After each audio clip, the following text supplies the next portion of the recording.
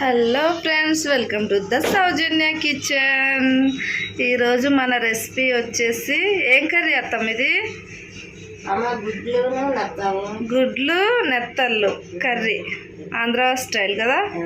దీనికి కావలసిన ఇంగ్రీడియంట్స్ వచ్చి ఆలు, ఇగో నెత్తళ్ళు అండి. ఇవి వచ్చేసి నెత్తళ్ళు శుభ్రంగా కడుగుతుంది మొత్తం. గుడ్లు, టమాటా, ఉల్లిపాయ. ఇవి ఫస్ట్ ఆయిల్ వేసుకోవాలి. ఆయిల్ హీట్ ఎక్కాలి కదా. ఫస్ట్ ఉల్లిపాయ పచ్చిమిర్చి వేస్తామా.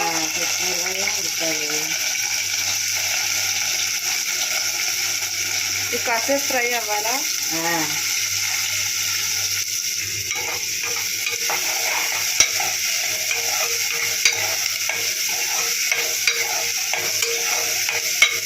గోల్డెన్ కలర్ వచ్చేదాకా వేగాలి కదా, అంటే ఎర్ర రంగు వచ్చేదాకా వేగాలి.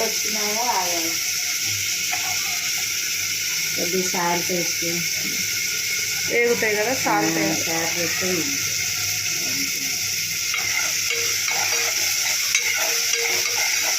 ఇప్పుడు టమాటా వేసుకోవాలా. ఇప్పుడు టమాటా 4-5 టమాటాలు వేస్తామది. టమాటా మగ్గాల కాసేపు.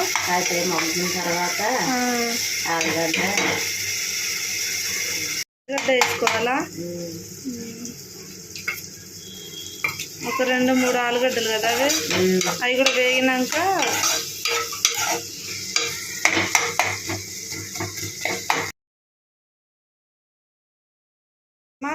ఇప్పుడు నెక్స్ట్ ఇవి చేపలు, ఇవి వీటిని ఏమంటారు? నెత్తళ్ళు వేసుకోవాలి. నెత్తళ్ళు వేసుకొని కారం కొద్దిగా కడపాలి. దీంట్లో కారం మిక్స్ చేయాలా.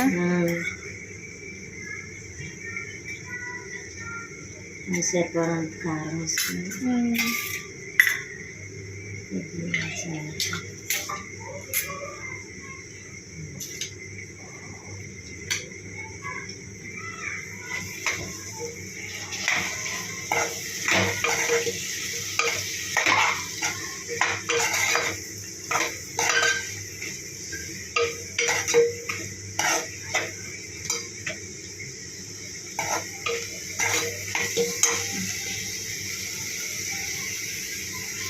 కొంచెం నీళ్ళు పోసుకోవాలా. అడగంటకుండా ఉంటాయి కదా.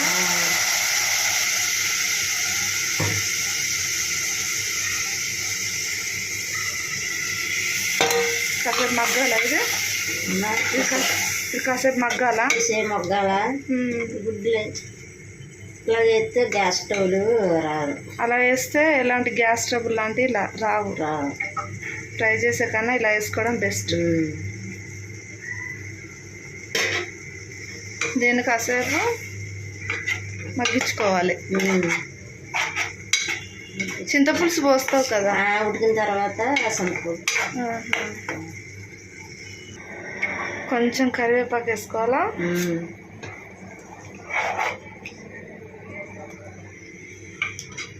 అల్లం వెల్లుల్లి ఫస్ట్ వేసినావు కదా అత్తమ్మ నువ్వు? నాకు తీయలేదు అత్తమ్మ. ఇది చింతపులుసా? అంటే నిమ్మకాయ అంత సైజు చింతపండు నానబెట్టుకొని ఆ గుజ్జును వేసుకోవాలి. టేస్ట్ బాగుంటుందా?